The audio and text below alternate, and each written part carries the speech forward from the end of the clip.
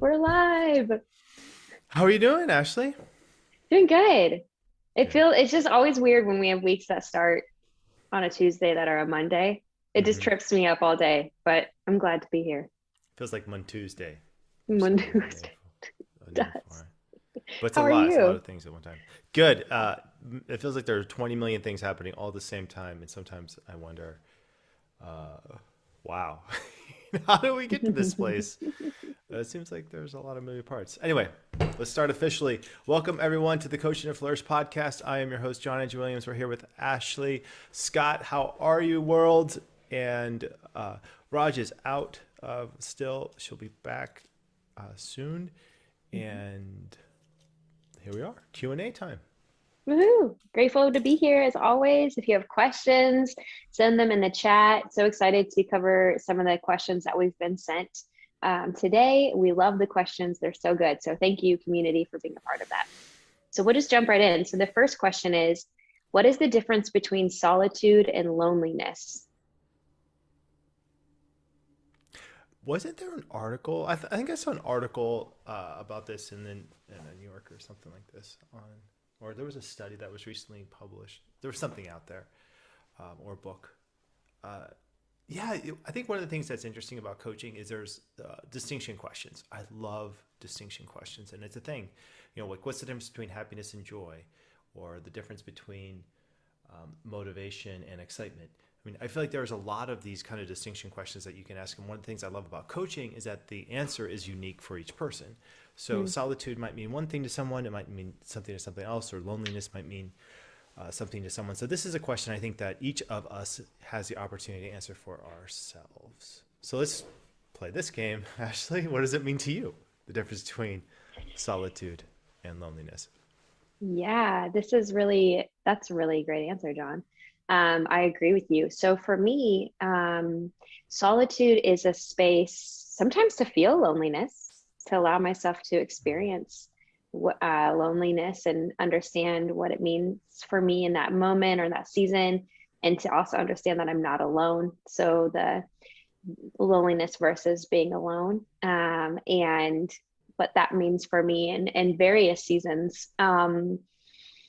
So solitude is I didn't think about this before we hopped on here. I just looked at these. So solitude for me is a space to allow things within myself to unearth, like to give myself space for whatever is going on internally within myself to come to the surface.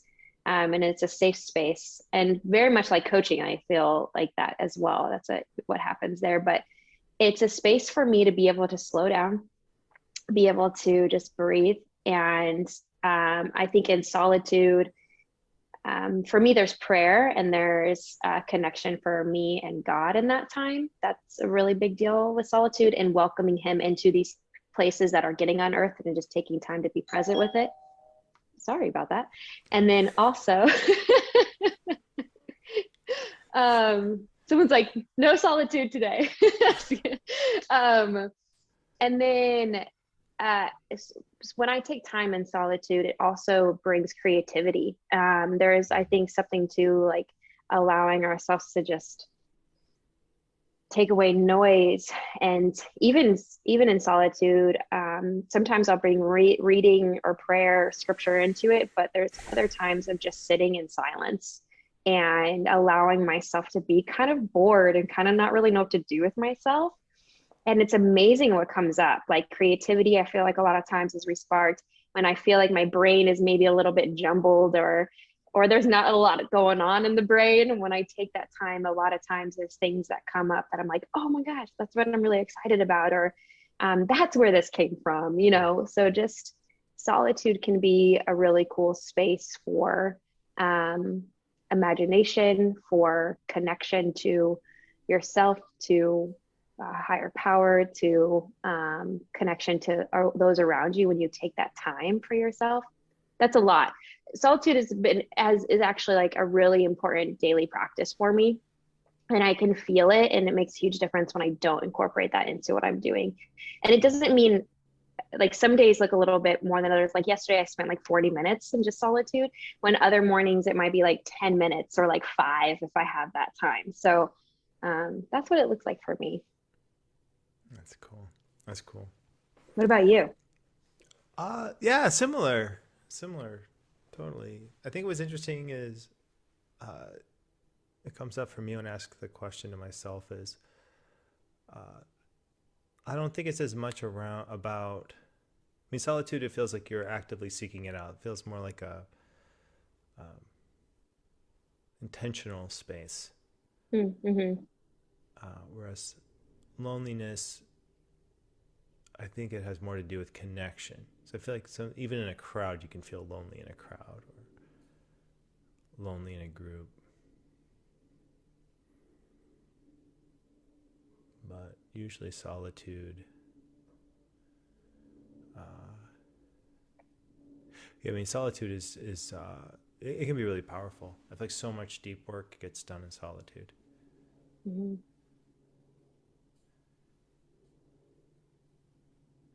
It's funny. Sometimes when I'm being coached, I really like working with my coach over the phone because I can feel like the coaching experience too feels like solitude. Like I just hear her voice. It's just, it feels almost like solo time with help. Like, Mm-hmm. uh, I don't know. It's hard to explain it, but it feels like uh, solo time plus or something.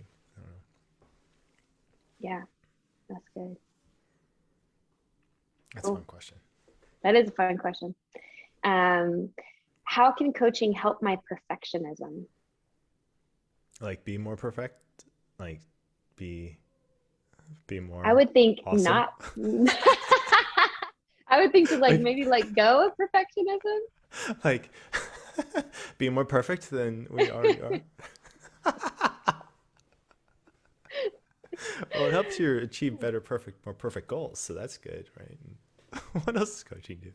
Uh, I feel like perfectionism. I think uh, it's an interesting thing. I think we all have it in different ways, uh, and I view perfectionism more as a tool. Like when like it's sometimes really helpful to have that mode, and I think what stops people from moving away from some of like what stops people from moving away from, we call it these modes, is the judgment that we put on ourselves when we are in that mode. And we all have different modes that I feel like we want to not emphasize or use, or they might show up in default situations that are uncomfortable or not optimal. And so the judgment that whenever someone brings this to our attention or we judge ourselves that we're in that space, I think inhibits movement away from that space. It's good to be alerted to it and say, okay, whoa, I'm in that space again. And then instead of ask the question, how do I get out of it? The question then is, how can I use this? Like, what's useful about this? What's not useful about this? And then if there's a way to shift, like once you acknowledge useful, not useful, there seems to be an internal shift that happens because the judgment falls away and then you put curiosity in place. And that's essentially the coaching process. Like I think this is one of the mechanisms why the coaching process is so powerful. It's because the coach, they are able to replace that judgment. Like when you are listening to your client and your client brings something up that they want to change, if your default reaction isn't, oh, okay, let's change it right away. Like we need to rush in there and get this changed for you so you feel the value of coaching and help you make this decision or help you move forward with this thing or in all of those kind of things like that. The meta message is, oh yeah, we have to change this immediately. This is like, not good. If the coach's default reaction instead is, okay, let's be with this for a little bit of time. Let's just be with. So be with perfectionism. I'm in my own mind being with it too. What comes up? There's a curiosity there. And yeah, it's not fun. This doesn't mean that we're taking the stress of it, the anxiety of it lightly. Like it's just that people have already done enough stress and anxiety on their own. It's like go for it. Mm-hmm. Like it's there if you want it.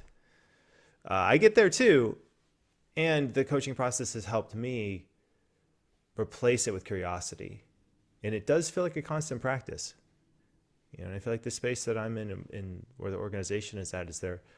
I mean, it's it's like it's pretty demanding. And I feel like the perfectionism comes into play. And sometimes it's a useful tool, like when you're editing something or trying to get something out that really needs it, deserves it. And sometimes it just gets in the way. I think coaching helps you identify those, make friends with it, use it as a tool, not as a default. It's a hard thing Yeah, to do sometimes. that's really good. Feels complete. Yeah, I think being curious about it is such a big deal. I think there's so much learning to why are you heading into this feeling of or this need to be perfect, or because none of us can. There's so much freedom too in knowing like none of us are ever going to be perfect. I know that I can grab hold of perfectionism, especially in relationships or connections with others. I'm like, I gotta say the right thing and I gotta do the right thing. And I'm just like, oh, that's so exhausting. So, there's freedom too of knowing we're human and we're going to make mistakes. And it's even curiosity within the mistakes as well. So if you go for something and it doesn't work out, what are you learning about yourself? What are you learning about that process or that thing that you're striving towards? And then what is the learning with the mistake? How do you use it to grow and to learn and this next shift or progress forward or whatever it might be? So I think curiosity is such a good answer to perfectionism. Just be curious about it. And it also allows to either motivate you forward in a healthy direction or allows you to step back and say, whoo, I don't need to be stressing so much about this. Like I can chill out a little bit. So I think there's both pieces there too. So that's awesome, John.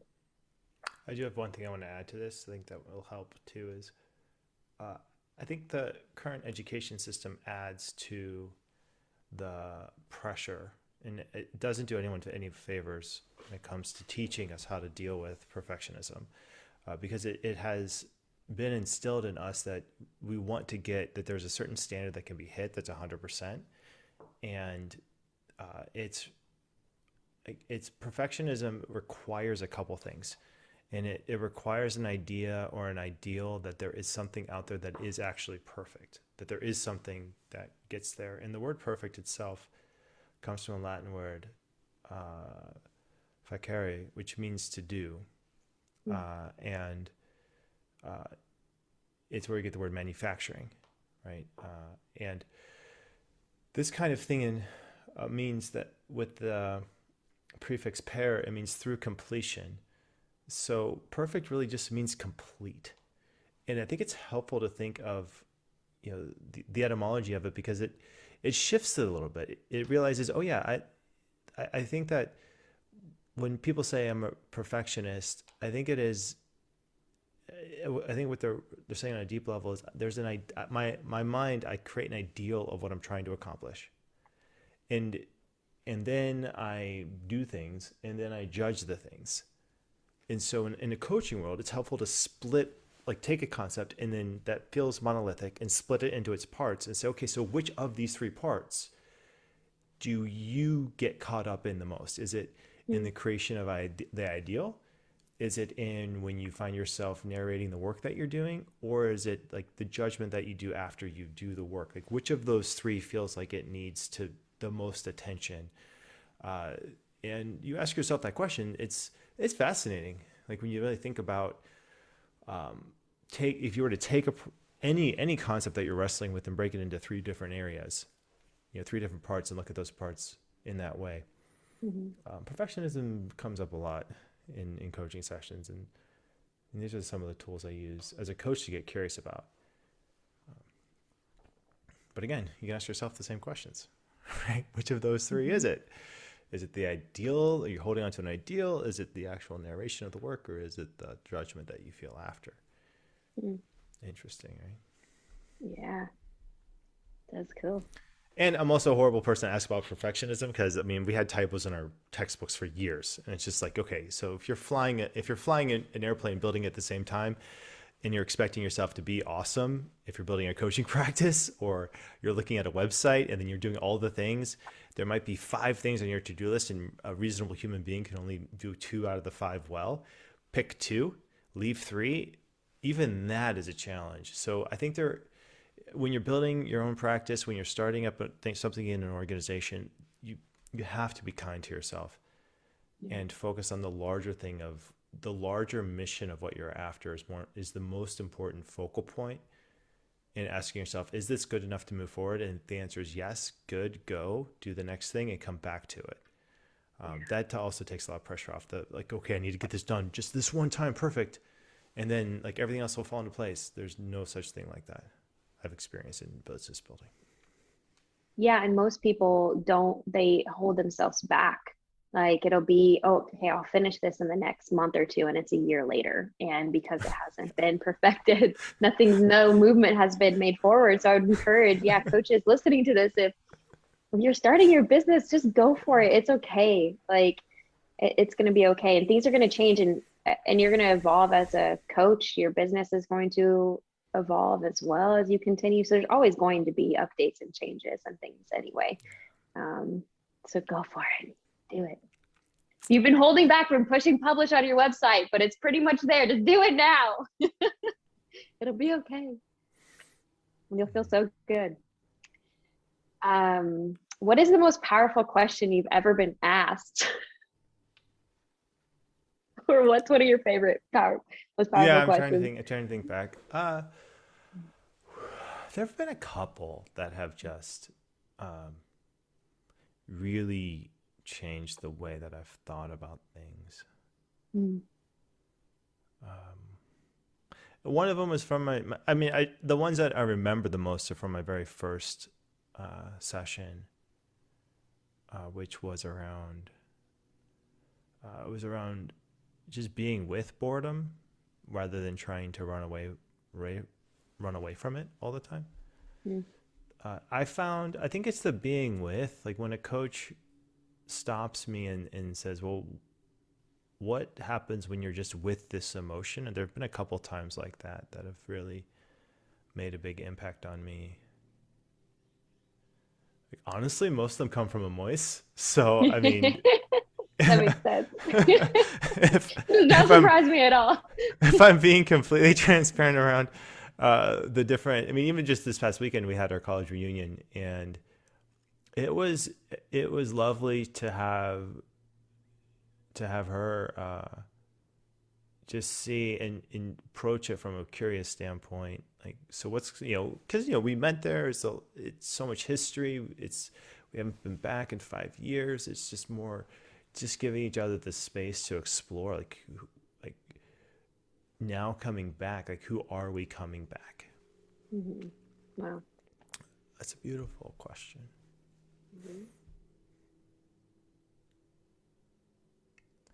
And it's nice to have people in your life who you can do like a coaching sort of how do I say, alignment in a way, like where you can just like check intentions, like what's the intention that we want, what are some assumptions that we are making that might not be there. I'm trying to think of other powerful questions, but those two that come to mind from the very beginning of the coaching journey, and one just 3 days ago. So Yeah, that's awesome. That's really good. Man, there's just so many. What about for you, Ashley? Yeah. I mean, this one's so simple, but I remember when I first started my coaching classes and bringing this to like conversations with friends, and it's just like, what are you learning about yourself right now? Or what are you learning through this? And it's like, when that's been asked, pretty much everybody's response is like, well, I need to take a second though. And I'm like, that's such a simple question, but it's really powerful and can be applied to so many different things. I also have been impacted by, I love metaphors. I'm such a visual person. And so anytime that somebody can get into a creative space with me, when I bring up a picture and they ask me questions about that picture and give me space to dive more into it, typically unfolds something for me. And then it gives me this really beautiful picture for me to be reminded of and walk away with. And so I love the questions that are like, what is the benefit of this? If it's something difficult, kind of the reverse. the benefit question of this hard, like, well, what is the benefit of this difficulty? And I remember being first time I was asked, I think you might have coached me on that. I was like, there are no benefits. Yeah, this yeah, just I know. this just stinks. And then I'm like, you know what? There actually are. Right. There's also a time in one of our 2.0s. I think I might have been the one crying in the coaching session, probably. But you had to let the coach know afterwards because you're observing the coaching, like to ask about my tears and Mm-hmm. personify them and like just kind of bring it back to the moment. And I remember that being so powerful for me. And I have done that with a few clients as well. And it's incredible when we bring it back to that space, what is revealed through that.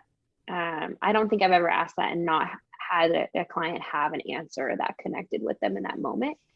Not saying it's like this magical question, but it's just, I remember it being really powerful because a lot of people, we feel strange about showing emotion like that. So it's allowing that space for that emotion for somebody to feel safe and then also understand what it is. And so, yeah, those are a Yeah, few that that's stand true. out to me.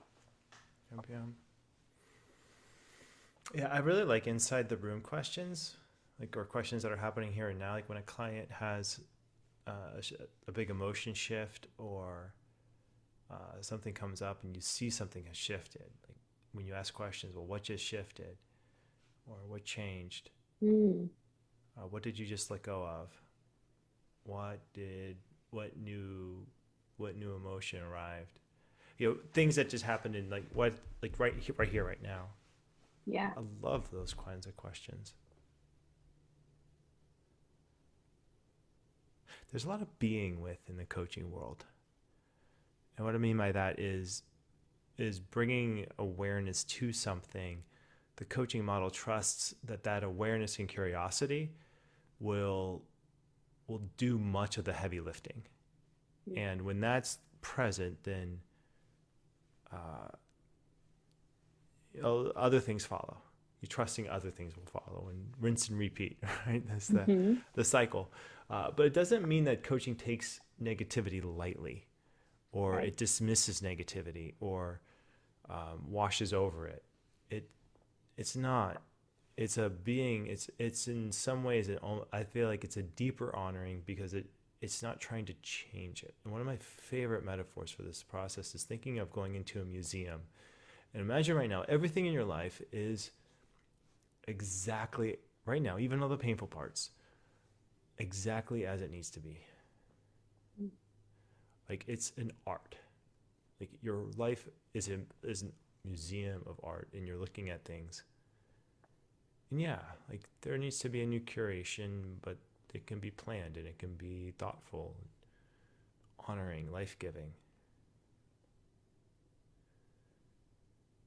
And when we visit museums, we don't try to change the art. You don't go walking Mm-hmm. around with a big eraser. Yeah. Well, maybe you have an eraser, but you're making your own painting based on something else. But it's like that. You go into a museum, you appreciate what's there, and I feel like coaching does that. Mm.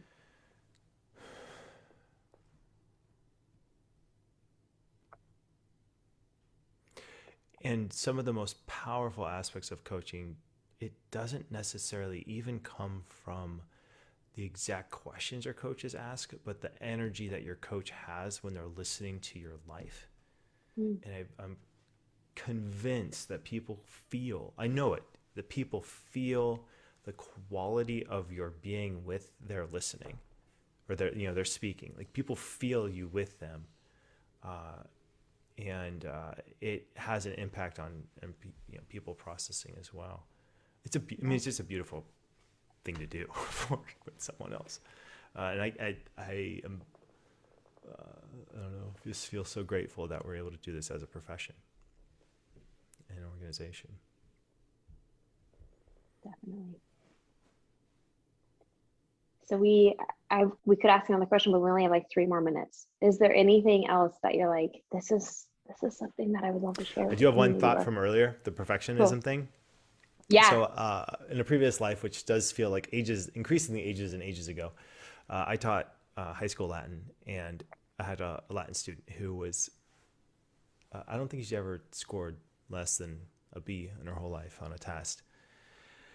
And I remember one day feeling like my mischievous self. I gave a test that was really super hard, and it didn't go very well for a lot of the students. And we did it again, and it was fine. And around that same time, I think she took a math. There was another test she didn't do very well on, and it was because the teacher gave out the wrong test. There's some mix up. She got a really bad grade. And I remember feeling frustrated with the whole education system. And then I told my students, look, this next test, I don't care which test it is, just fail one. Like, fail one on purpose. That was like, you can see utter horror in the students.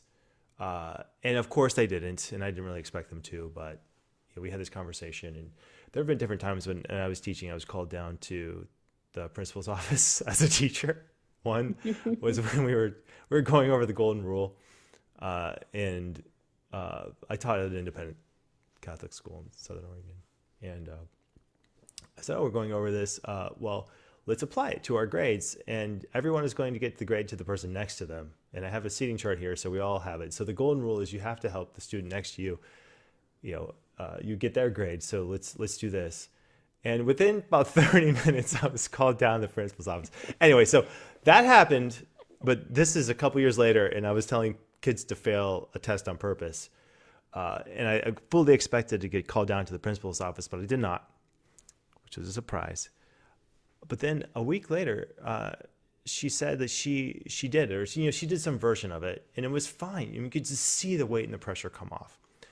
Fast forward years later, I get a message on, I don't know, through some social media channel, probably Facebook.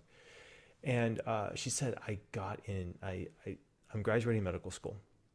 And I didn't think that I would even go to medical school, because the first time I took the medical, like whatever that thing was, she didn't do very well. She didn't do as well as she wanted to get into the school. So she had to go through this whole process. She remembered that discussion about failing that we had in Latin class, and the impact that it had to allow, like, we seriously, when I say, like, we are conditioned to avoid failure.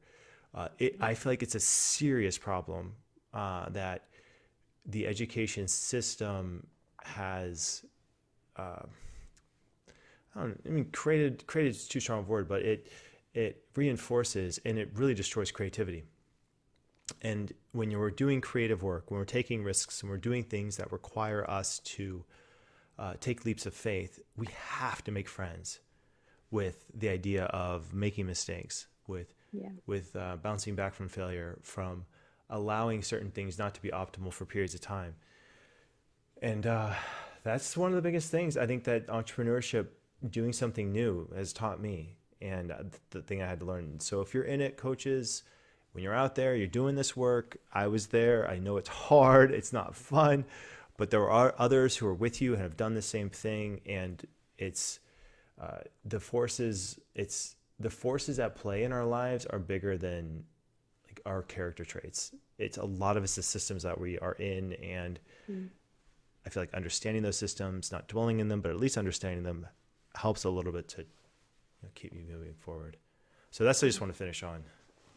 Good. So Good. Go forth. Use perfectionism in its intended way as a tool, to be useful, not useful. And when it's not useful, you put it down. Yeah. I literally saw like a superhero take flight. That's like, go do it. Yeah. Do the thing. If you're listening to this, you probably have coach training, and you probably are in it to change the world. And having that vision, feeling that motivation helps clarify so many of the decisions forward. I feel like it's a real, it's not just theoretical. Having a vision that makes what you're after more tangible than present negative setbacks is a big deal. It's a really big deal. So thanks, everyone. This has been another Coaching and Flourish podcast. I'm your host, John Andrew Williams. We're here with Ashley Scott. I will see you next week. Bye, everyone. Take care.